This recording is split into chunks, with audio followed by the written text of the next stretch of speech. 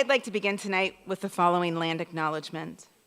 I am a grateful but uninvited visitor to the ancestral homelands of the Coast Salish people past and present, including the Suquamish, Tulalip, and Muckleshoot nations and the Duwamish peoples. I acknowledge the land on which I live, learn, and practice as Coast Salish land. And I recognize that this land acknowledgement to be only one small act in an ongoing process of understanding and opposing the systematic oppression and historic and contemporary erasure of indigeneity and indigenous peoples. We are on stolen land. Good evening. For those of you who don't know me, I am Yvette Moy, and I'm the University of Washington's Director of Public Lectures. And I thank all of you for braving the cold and the scary weather out there to make it in tonight. We're so grateful to see all you here. And I'm also welcoming everybody who's joining us tonight on live stream.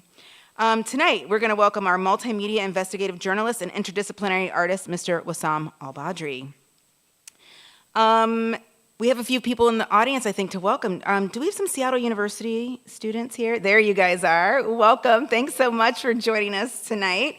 And I also heard a rumor that the UW Next Gen students were going to be here tonight. I don't know if they made it. So if you're here, we're glad to have you. I also want to acknowledge a department host who helped bring Mr. Al-Badry, and that is the School of Art, Art History, and Design. Before we bring Mr. Al-Badry onto the stage, we have a few housekeeping items that we have to run through.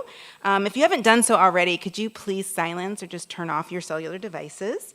We ask that you refrain from taking any video, personal video recordings. We are live streaming this evening's lecture as well as recording it, and it will be available within 24 hours usually after the lecture on the University of Washington's Office of Public Lectures YouTube channel, aptly called the University of Washington's Office of Public Lectures channel. We're not very creative. We ask that you don't take photos while our speaker is on the stage. You will notice that our student intern, Kavya, who's in the back, will be taking photos for us because she has to post it on social media, because if we don't post it on social media, did it really happen? So that's her job.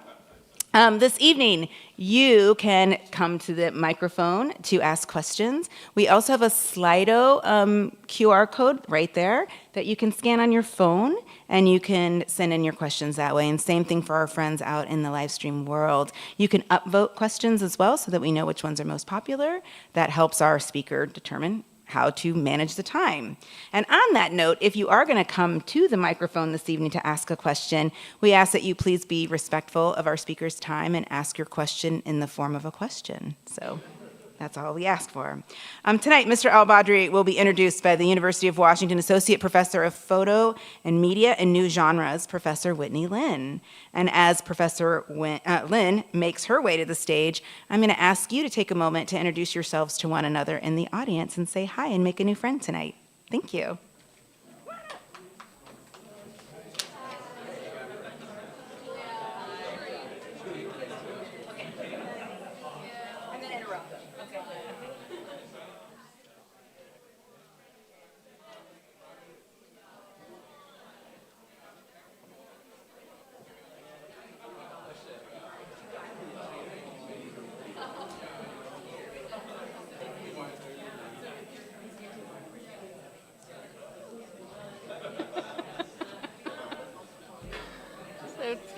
There's moments when I'm reminded how short I am. This is one of them.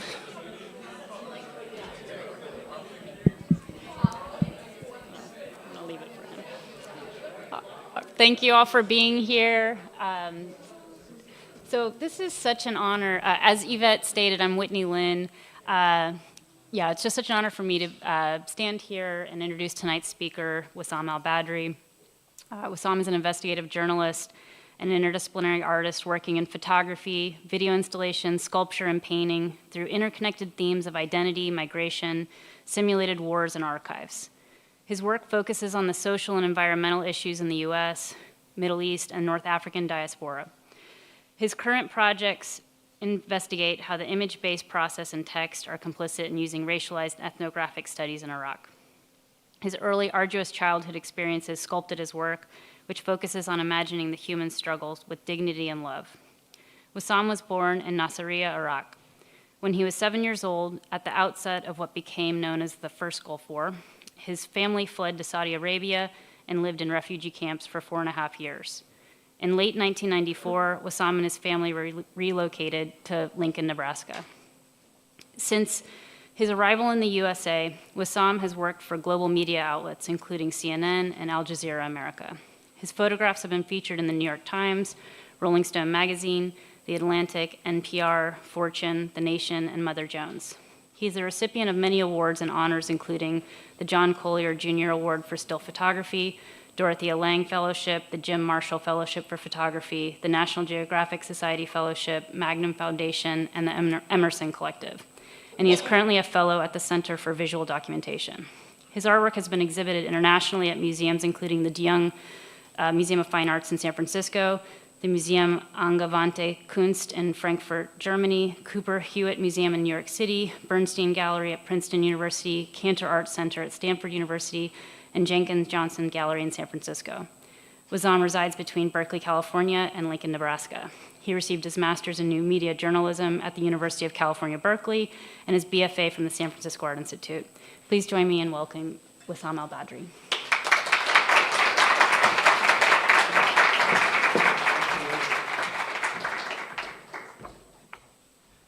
Hi, everyone. Thank you all for coming out.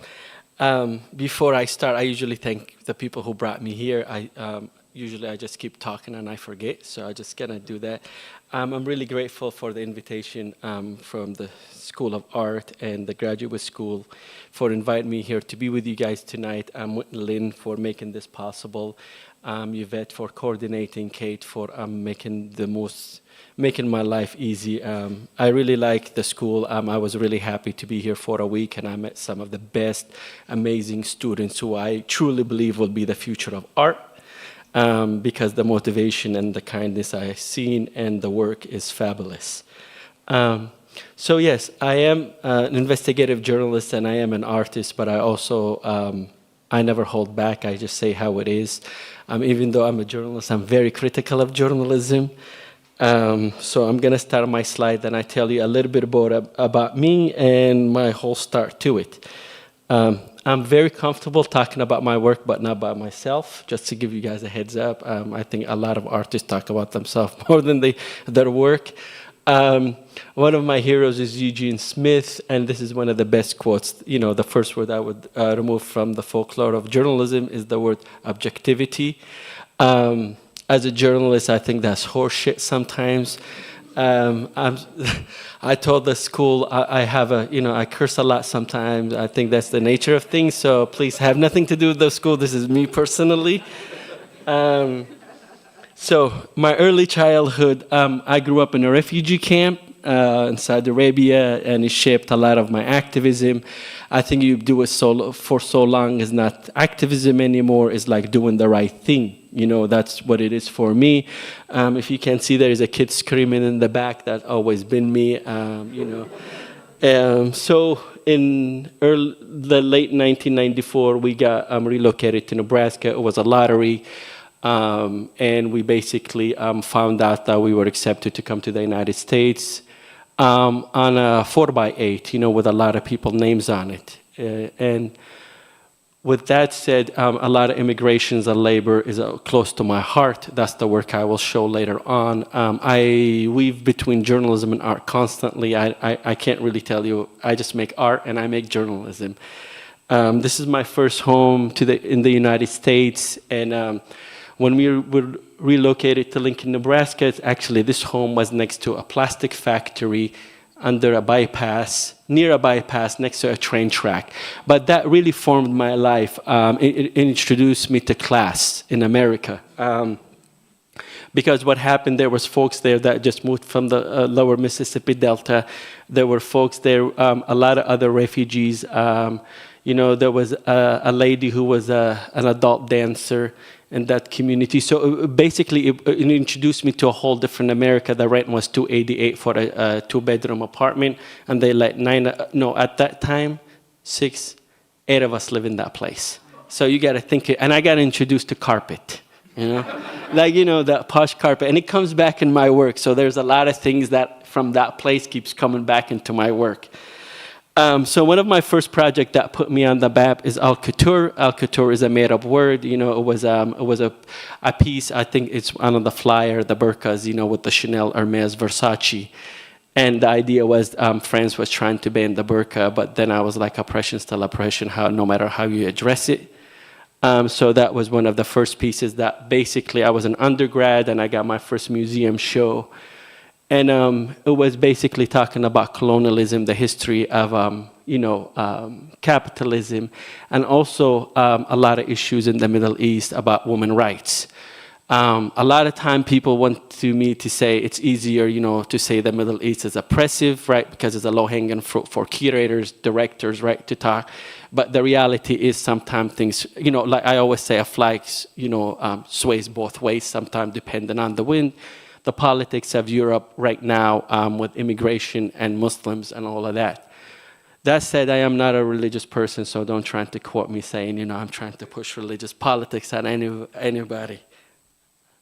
So with this work is that I basically purchased these scarves. I was like, if I'm going to make a political statement, everything got to be authentic. The original tapestry, the scarves, this is Hermes. And I flew them back to Nebraska to get them made. So, majority of my manufacturing happens in Nebraska. This is, the history of French colonialism. Yves Saint Laurent. The idea of the Abrahamic religion, purity, and Eve bit the apple, the idea of heaven. Then with that, there was this other body of work. So I'm showing you little bodies of work, because if I keep going, there's like 20 projects, right? So I'm only narrowing them down. This is another piece, which was called Targeting for a Safer America, right here. And basically this was, I think it's the Daytona Police Department. They use them, they sell them, they use them as target practice. They're actually still available for sale. The company slogan is Targeting for a Safer America. I was like, well, that's the company I'm going to get these from. And basically that person is holding an AK-47. And I was like, well, why can't we ever hold flowers? I love flowers. I always go back to flowers in my work. This went to a major publication in New York to publish it. And they wrote back to the photo editor I was working with or the photo agency. They said, we don't know how to talk about his work. Because it's easier to sell, an Arab with an AK, an Arab with a bomb. So this is a whole serious body of work. The original they were used in the military. It was of African-American women, with a hijab, and it was banned. But later on, I'll show you, it was still being used. Stand and rock. So I go back between an art project, a doc project, and whatever in between I make. The Dakota Access Pipeline was coming through Stand and Rock. That was one of the largest movement. People were trying to ban it and fight against the government, pretty much destroying indigenous land. I have worked in Rosebud Reservation, Pine Ridge Reservation, as well as Stand and Rock. But the way I work with families. I am a journalist, but I always take a long-term documentary stand on working on project. So I'm at the Thunderhawk family. And basically, a lot of my work keep going. I'm interested in the impact that will happen to the family. So the Thunderhawk family was right behind the Missouri River, about 1,000 feet. So if the pipeline burst, it will destroy all the land. Unfortunately, the pipeline it got frozen, but the family house burned down while I was still working on the project. So pretty much I got all the archives, all the footage of the family story. So, that's something you always give back. I had the families, this been going on for the past 7 years, 8 years, this project, and you get to see the same kids growing to be adults. So a little bit of the background of the images. Dennis Banks in the front, he was leading the marches. He was one of the last few ones when I first arrived. And I met Ron Thunderhawk. I'm very interested in relationship between fathers and their kids. I really, didn't have the best relationship with my father, but I'm always interested with parents who, like to show that. I'm a father myself now. And Ron left his daughter, was like, this is very intimate moment between them. She's daddy's little girl, and that's their backyard, that's their land. That day she was 6, so the decision was to be made. And I think that's when journalism and art like collide. It's like, do you help and give a ride to the hospital, you know? Or like journalists have this idea, I'm gonna be a fly on the wall. I'm too big to be a fly, you know? Like you're a human being, you know? Like sometimes people don't understand, like you're taking from people. You're in their space, you're hearing their story, you're spending time, they're sharing with you. So in return, you gotta be part of it. So I'm blinking out right now, but the family, but basically she's a mother now, 2 kids. And, oh, Megan, I'm sorry, yes, Megan. That's Ronald, that's Megan. Megan now, so 8 years from now, so she's a mother, she have 2 kids. This is the house, so this is the trailer they're living in now after the house burned down. Recently they moved into the community. So my stories is I stay with people. I stay in their homes, I stay outside their homes, I stay with families. I become part of that family in a lot of ways. And I think being from Iraq, a lot of people have more questions for me of why I'm there than why I'm working on their story. And I think it's a beautiful, give and take. That's the last time I was there, that's what the house looked like. And their home was beautiful. I mean, it was like 5 bedrooms, everything, but it just burned down because the electricity went out one day and they had a candle and the cat knocked down the candle and here goes the house. From there, I went to do work in the lower Mississippi Delta. I was very interested in the history, and not only the history, I had people and family that like, you need to go back to visit the Delta to understand a lot of America's history. But I'm also interested in people's stories. And that image from the civil rights movement, this was a juke joint, I was there and that image showed on the wall while the guys were playing pool. This gentleman here, he was a Marine, we became pen pals, but he's serving life in Angola, the prison, because he had PTSD untreated and he committed bad place, wrong time, and he committed a crime, and now he's serving life in prison. But he served in Iraq, so this relationship of this Iraqi having a relationship with this Marine and, being pen pals.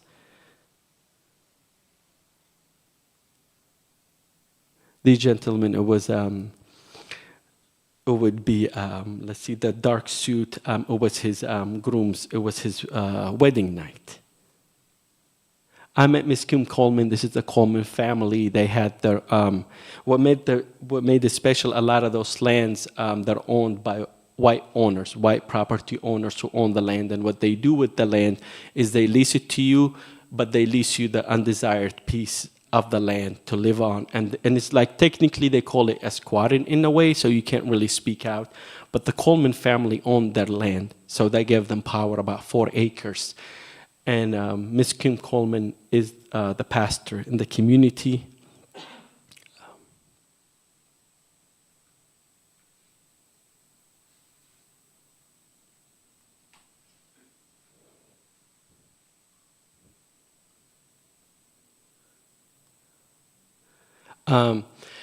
So it brings me on to projects I keep coming back to.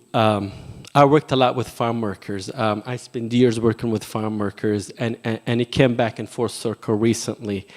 During the lockdown, a lot of people, farm workers were deemed essential. But while the whole nation got to be home and safe, I found out that farm workers had to report to work, and it was basically a piece of paper that deemed them essential, right? So ICE won't detain them while they have to report to the field.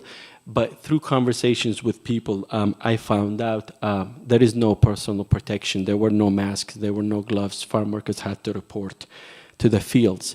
But being a journalist, then I had to start digging and digging and digging. I was like, how can I tell this story? So through that, this gentleman right here was released 2 days before I met him from an ICE detention center.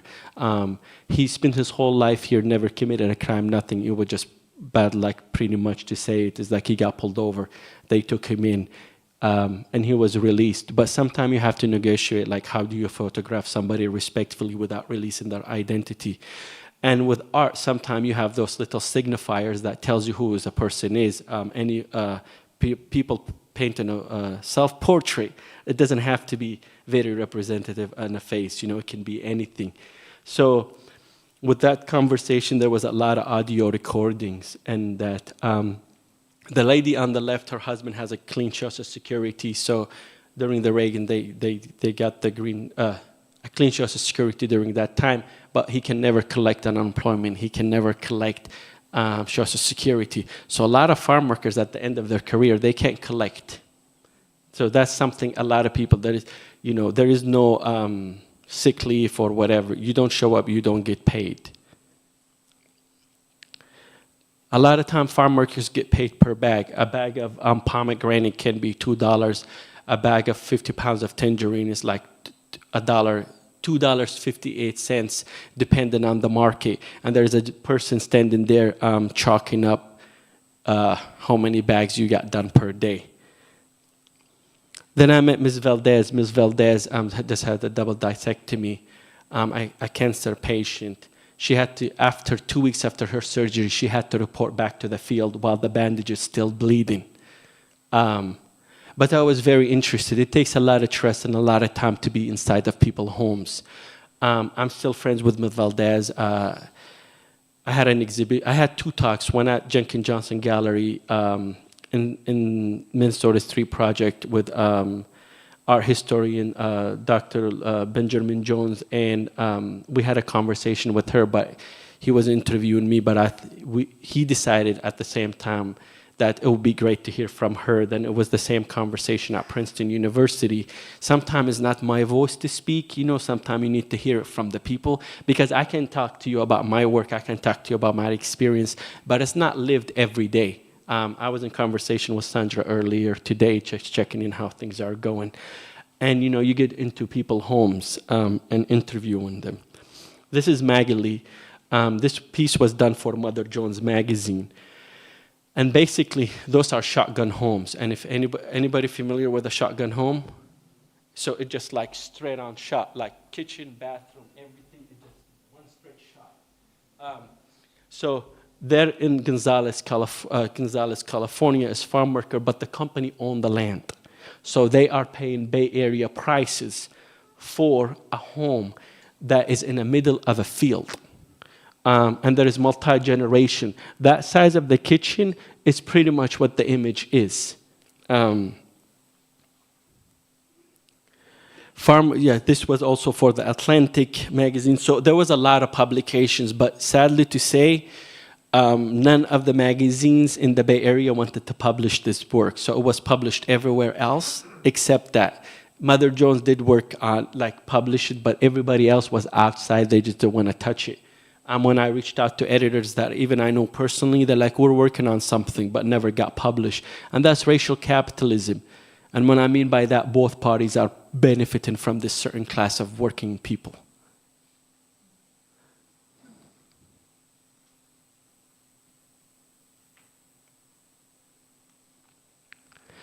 The lady with the red bandana, I met her, I did her portrait. A few weeks later, the person who introduced me to her reached out and said, "Do you have her portrait?" She died in her sleep. A lot of time, while I was doing this work, a lot of people did die. I attended a couple of funerals. The mother right there, is like, it's her fear of being separated from her child.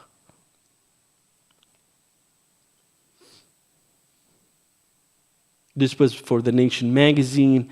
It was the first time a Latina female mayor in the town, but they never put up her picture, and she lost the election. She ran it for once with compassion, like literally caring about each farm worker. But, I thought this image was one of the most beautiful because it shows you the history, but they skipped the only woman, pretty much that. I think there's one more, if I'm not wrong, in the middle, but the first Latina. And negotiating also with undocumented folks. How do you be in their home? people gotta respect you, people gotta trust you, and I still keep in touch with a lot of these families. What happened with this family, the landlord decided after they've lived there for 3 years, he forgot to charge them like $300 each month for the past 3 years, and they have to be evicted because they were like, well, we were renting you a 3-bedroom, and we were charging you for 2.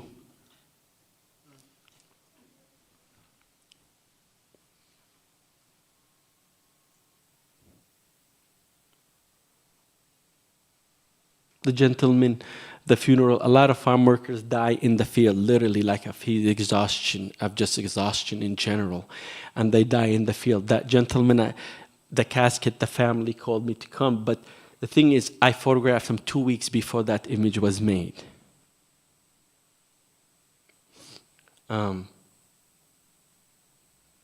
This is my family story now when it gets interesting. My family is beautiful, but there's like 8 different characters, right? Like, you know how some certain families is that you got one personality. Ours were all very, very unique people. But this story takes about what does it mean to be Arab in America, and like it was published in the Atlantic magazine. They gave me a beautiful spread, and then I basically started traveling, like extended family, friends, and people who I thought would be unique for the project. It's still ongoing. There's a lot. I think I mobilized my niece this weekend to get all. I have 6 nieces to get them all in Adidas tracksuits, hopefully, to do a family portrait. These are my nieces, the one sitting in the chair. Well, there's Ayla and Amira, but now Amira is there doing gymnastics. So I'm like photographing them, you know, growing up and becoming their own little humans in a lot of ways. But it's like, what does my family look like to me when everybody else around me talking about, we live a certain way, we're not there. There's my mom on the, who would be, well, the shorter lady, that would be the left, right? Okay, great. Yeah, my mom on the left, my aunt is on the right. The reason they were black because my brother passed away and my aunt passed away. So it's like my uncle passed away. So these ladies will always wear black the rest of their lives. You know, it's like, it's just cultural for them. You know, they made that decision. But I love this image because it's like, it's in the Midwest. It's like, you know, the Gothic, you know, like there's and I repeat a lot of art images in my thing, like studying art and painting. But these ladies just hang out in the backyard, like, you know, put on their plastic lawn chairs, there's sunflowers, and kids play around them all the time. The Midwest is a very welcoming place. I just want to be very clear about that. Lincoln is a refugee relocating center, so there's Iraqis, like Kurds, Yazidis, Arabs, Sudanese, Somalis, Bosnians, Serbians, Croatians, everybody you can think of, everybody living there, you know, Vietnamese folks, so everybody is in Lincoln. So the project continues. And I was interested in Arab bodybuilders.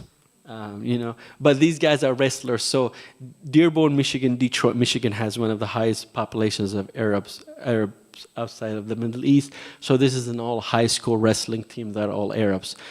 The person on the left is actually like Mr. Arnold. He's like a very well-known bodybuilder. But when I went to his house, you know, there's multiple takes, but I was very interested in him just lounging there because we just kept talking and I started learning about him. But at the same time, I was working on an investigative story about pollution. So it's like, that's how I keep going back and forth between projects. So 48217 is prominently an African-American area in Southwest Detroit. It had the most black home ownership in the country at one time during the Great Migration, one of the most successful because there was Chrysler, there was Dodge, there was Ford. It was like the black Mecca of Southwest Detroit, hospitals, playgrounds. But with the redlining, the whole community is gone. The company that benefited and took over, it was Marathon. Marathon was this little company, and now it's about a 3-mile stretch on the freeway. They start poisoning people and pushing them out. Still, so this is Zug Island. Zug Island used to be a very powerful, or you know, a lot of steel would come out of there. But what happened due to the pollution right now is not an operation, but the company will not pay for the cleanup, so they just have it running constantly. Del Rey, it sits in Del Rey, and basically Del Rey, there is nothing left in it, like dilapidated homes and people just trying to make it. That's the union office, former union workers. And basically the way I work, I just walk around and I introduce myself. People ask me, do you have a magic formula? I really don't. People can see right through you. If you're there bullshitting them and trying to sell them, some magic claim to, to take them somewhere else, that doesn't really work. You have to have conversation with people, and you have to let them know what you're about. I was interested in the Beckers, the German photographers that did the thing, but these are all empty homes. Marathon bought them out and basically cleared out the neighborhood. And this was like I would say this image was a year and a half ago, and I bet you there's hundreds of other homes. Driving around, I found this whole family living back here. This mountain right here, this is that's the byproduct of coke when you melt it down to make steel. It's PM10 and PM2.5. Those are cancers, like carcinogens, that goes into your bloodstream, goes into your lungs, and basically give you cancer over time. That's about 20 feet tall off the ground. That's their neighbor. And you don't see it in the image between that slag pile and that house. That is a train track that constantly running.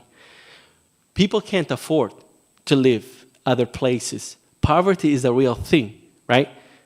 People make the best what they can with.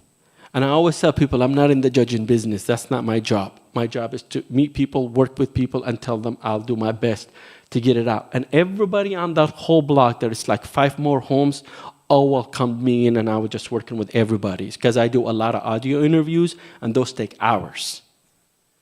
That's AK Steel next to an elementary school.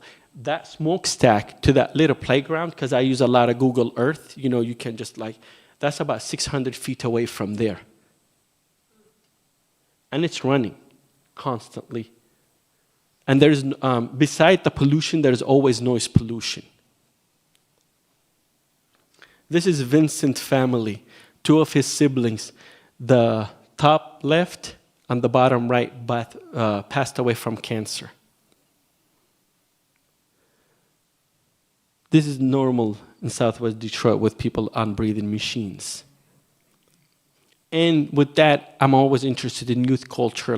So when I go into a community, I just want to see the whole scope. What's the next generation that's going to inherit this? And I get myself invited to prom. I never went to prom, but I get invited to prom. And it's some of the most beautiful thing, because people are like, oh, the cameraman is here. And I was like, yes, I am. And there's pretty much a few hundred images in each project, but I just narrowed down everything. So I just want you to give you a heads up. I'm walking around again.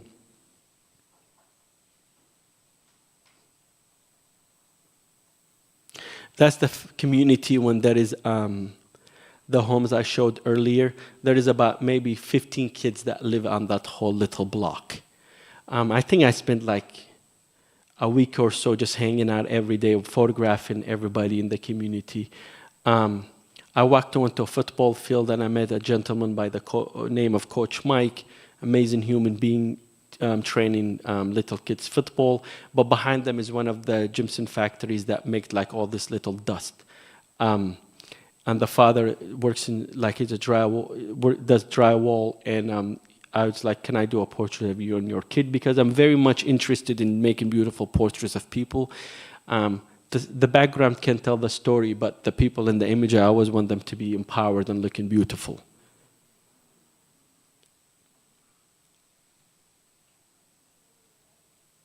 I love churches.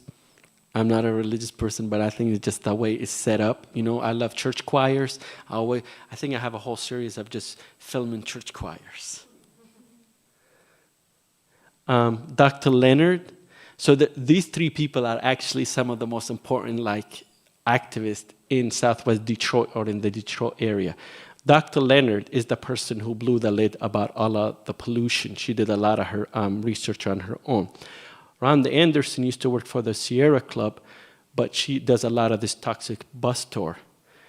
Oh my goodness, Reverend Jerome in the bottom, they've been doing this for a long time. Miss Adrian right here, it took me about 2 years to get access to her because every time I was supposed to meet with her, she was rushed to the hospital. Her stomach is paralyzed. So every few weeks she has to be rushed to the hospital to be fed. It's from pollution. At 17 years old, she had a stroke. And a lot of these things don't add up, especially for for a female to have a stroke, because it turned out her house was right across from the house she grew up in, and the house she inherited was right across from Marathon. So when they did a lot of the research, they found over 20-some pollutions in her basement. So last time I saw her, she was just in her robe laying on her bed because the pain was so much that she literally just lays, her bed is in the living room, so if the ambulance come, they can just swoop her out. This church, I went there, they were mostly from Appalachia, the folks there, they're in Detroit, but we had a lot in common because I worked in Appalachia, so they knew exactly where I was working. But a lot of the people come to that church and just come there to eat and stay there. The church doesn't even have enough, but the pastor was one of the most beautiful people. He literally had donuts and ramen noodles for people, and that's what he was eating and sharing with them. I was like, well, that's what church is supposed to be about. This gentleman had multiple heart surgeries. Also, they recently moved out of the neighborhood. And this is probably one of the largest bodies of work, so there's a lot to it. Marianna, Pennsylvania is this little borough that used to be the mecca of coal mining. It had in the state, it had one of the first running electricity, it had water. It was like such a beautiful place, but due to time, fracking came in, and what happened with fracking is about gas. And the way fracking worked, traditional drilling was you go down. Fracking can come in and spider out in any direction it wants and start extracting natural gas, supposedly, but a lot of time, a lot of chemicals come with it. So in this county, Washington County, they have over 1,200 wells. That's just wells, right? Besides stations that have 16 to 24 heads. So they look like mini football stadiums in a lot of places. But what happened, a lot of that gas didn't start being sold, it started becoming plastic. So a Shell Crocker plant is on the river right now that is just making plastic, more plastic. Pellets for plastic, and that usually happen. I was very interested the nativity scene because that's an engine block that's bleeding oil, and that's what remains of those towns. But over time, I started doing interviews with people and photographing people. And with that, I met the Lekanich family. Marathon came in and built a well through.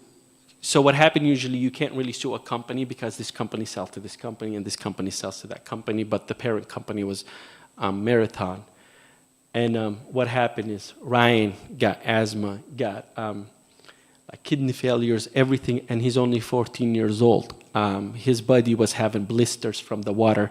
This family literally drives about 5 miles in each direction to get water from a spring, and it's basically a pipe sticking out of the ground.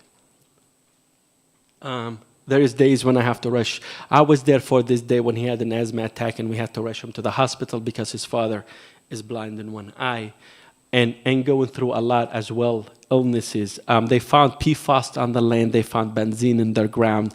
Their foundation caved in, and they're going through a lot of legal actions right now. So there's so much happening. But that day we rushed him to the hospital because he had an asthma attack, and another day as well.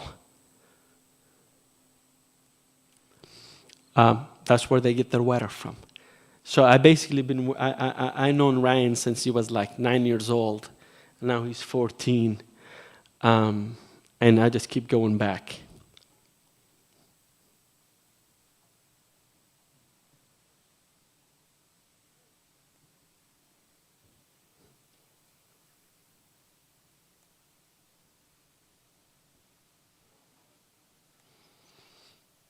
This kid was playing in the park with dirt, but like little dust particulate matters got in her eyes, and she's going blind in her one eye.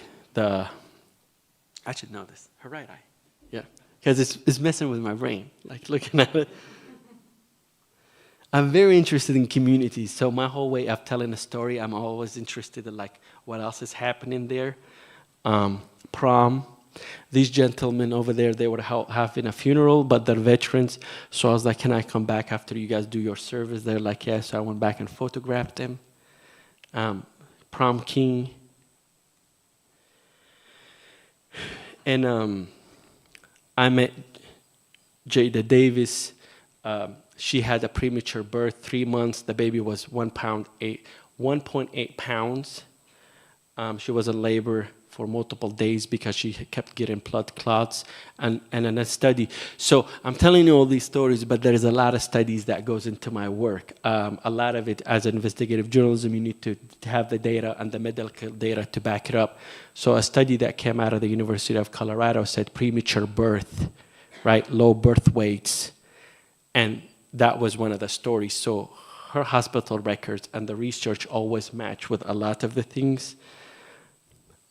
The baby's healthy now, so just to be sure, but we're not, we don't know yet. Kim Lakowski is the person who's the main activist. Pastor Wesley is one of the best human beings. That's like the whole community. Those people blew the lid off what's happening.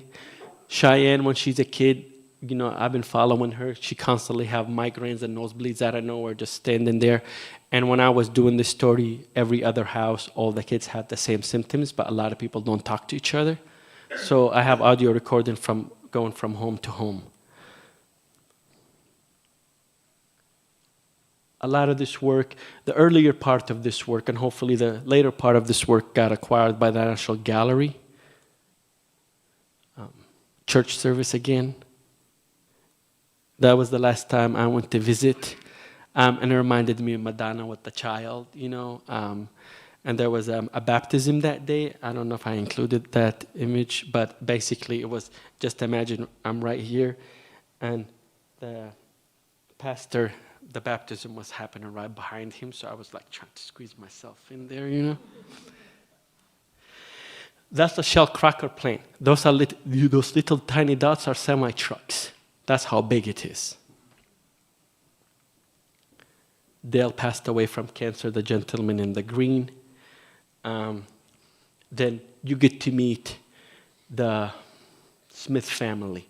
The kid right here in this image, Cash, he was born at 18 days old. He had open heart surgery. They lived right across from a fracking pad that was burning off benzene, and it was 150 feet away from their house. There were no laws in the beginning when that happened. After this, the township put a them 500 feet away from the house. It was too late by then. It took me a long time to meet the family, and you have to earn their trust to be in those spaces, bathing, shower, hospital visits.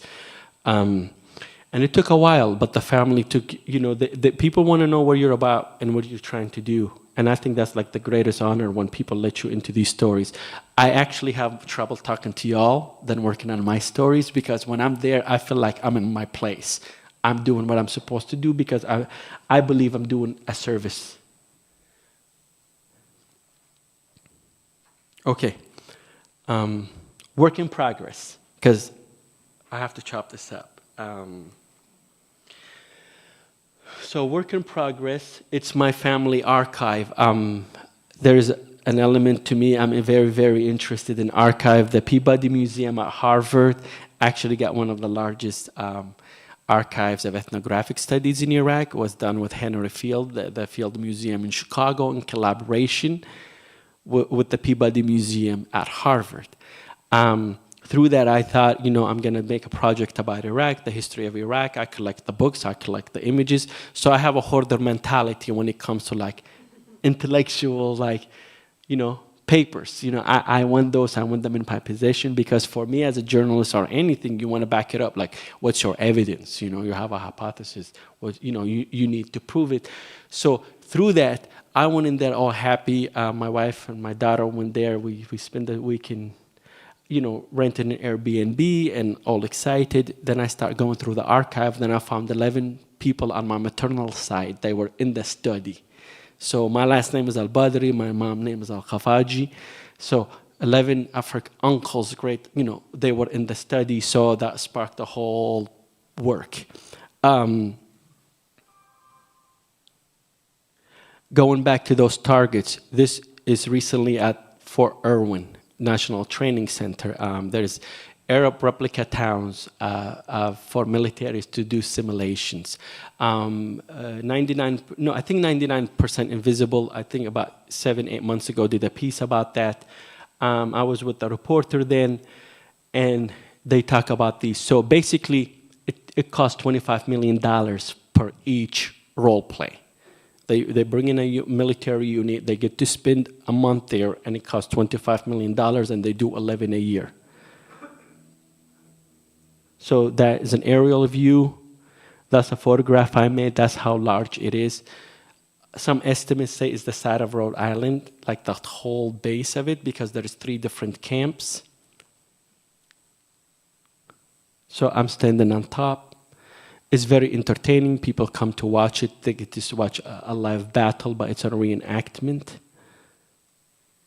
People, with their cell phones taking pictures.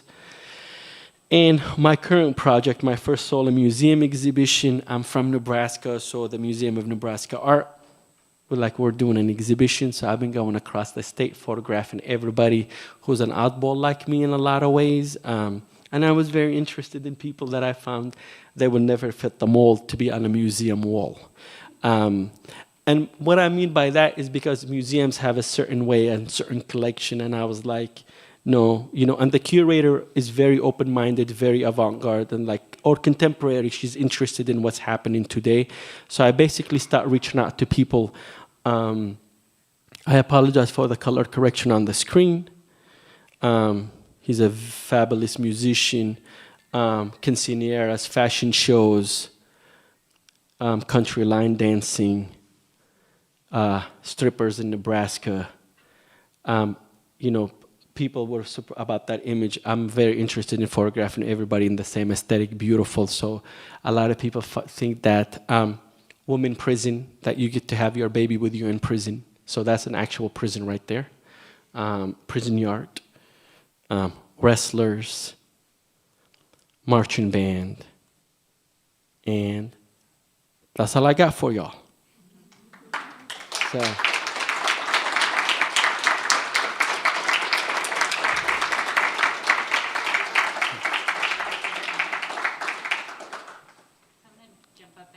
Question that was submitted online. Mm-hmm.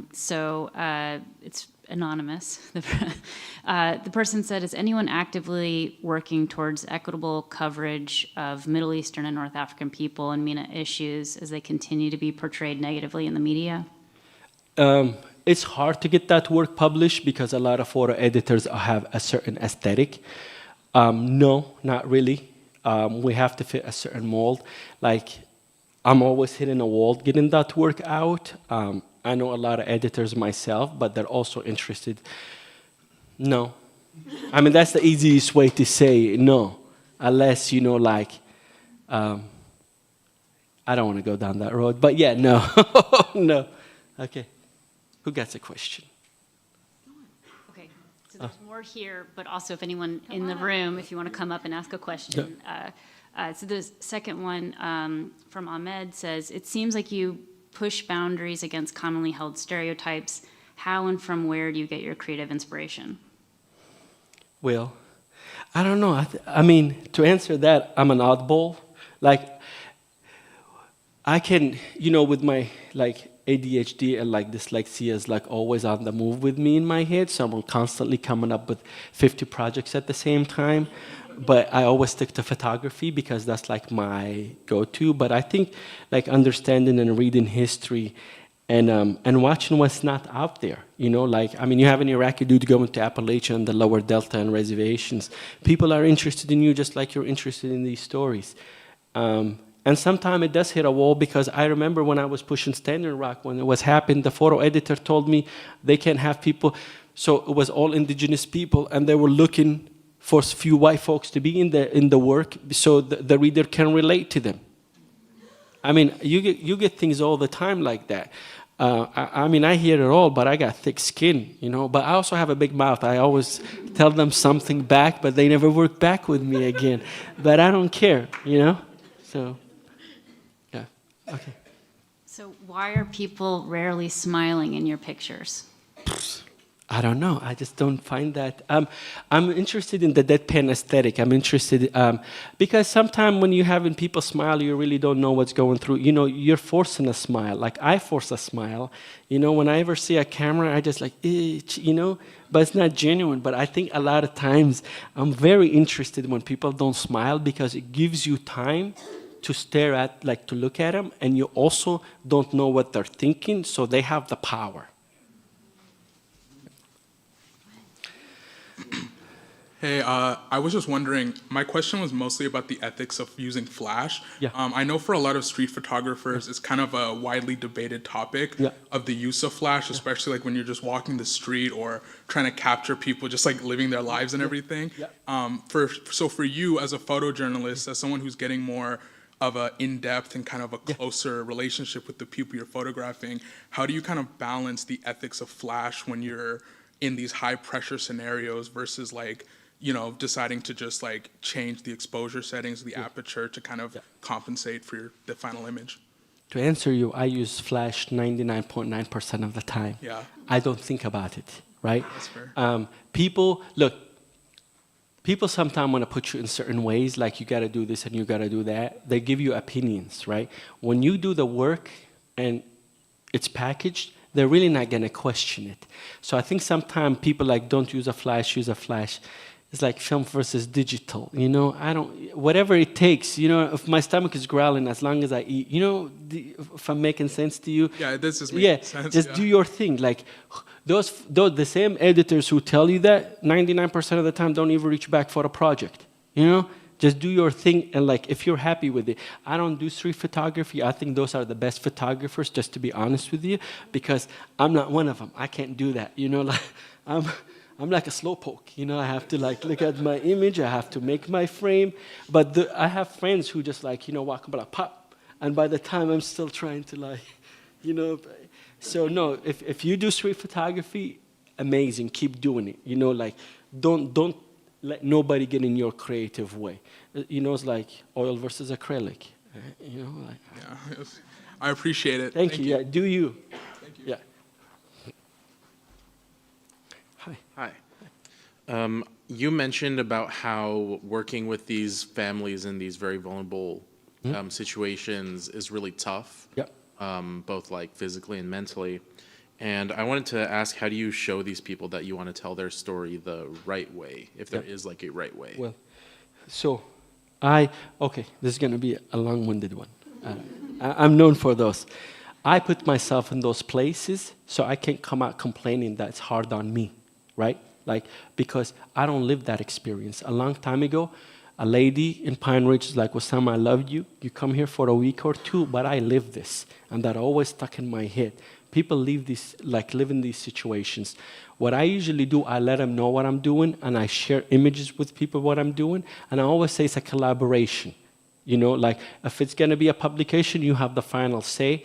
And it never backfired. Honesty is very, very important, you know. And my position of vulnerability is different than a person, you know, because like when we speak of vulnerability, is like, for me, it's like space and time sometimes, but sometimes vulnerability for people is not having the ability to pay the electric bill or the gas bill or having food on the table.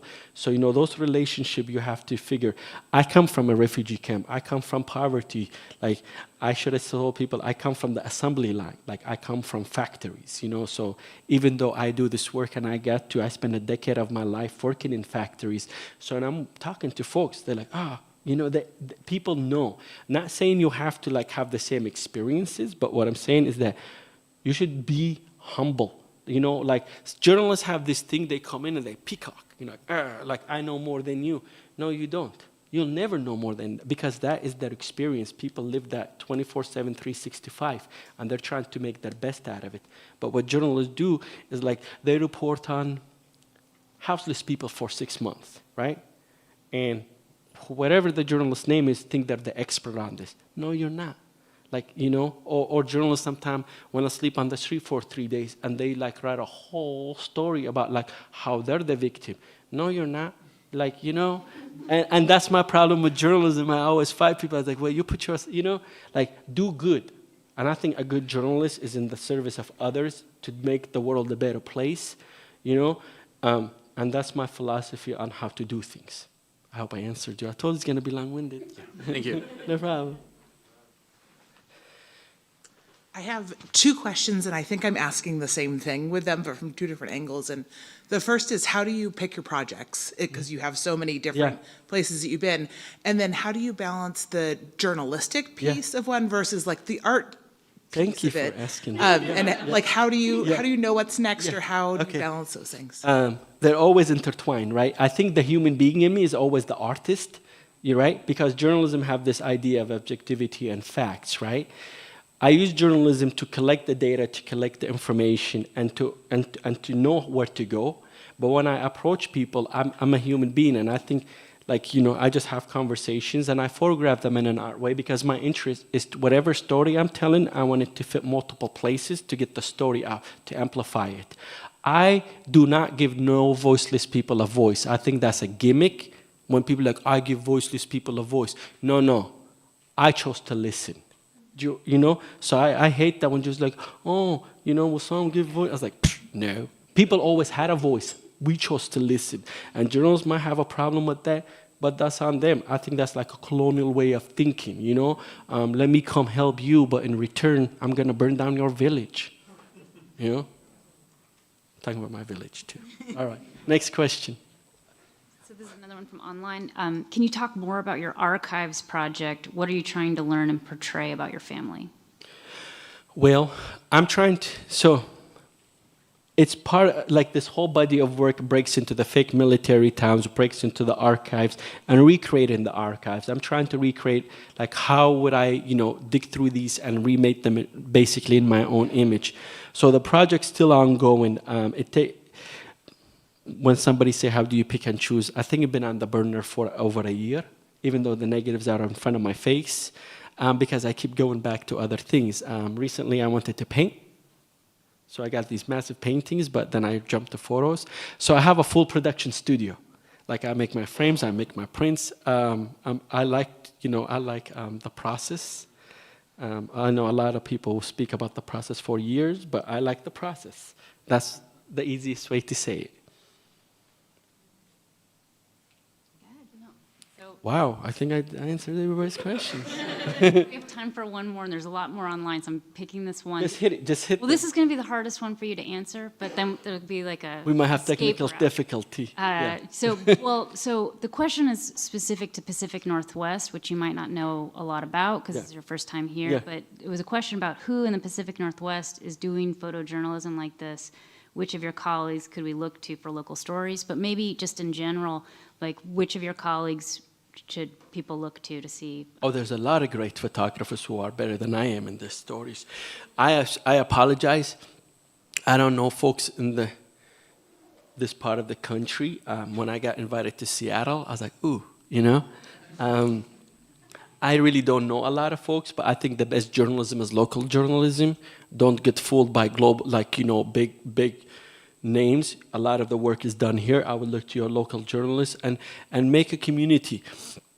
Journalists who are doing great work that I know personally. Jerry Strapp, he's an amazing journalist. Kel Light, obviously. I mean, these are the people I see constantly recently. Louis Palou is doing a talk at Burt Cal tonight. He done amazing work. Actually, look up the Center for Contemporary Documentation, and I'm a fellow there right now. They have 6 of the best photojournalists working on stories across America. So I would look at them. I think maybe one of them have a story about this part of the country. Thank you, Wesaam. Thank you guys all for coming out. I really appreciate y'all.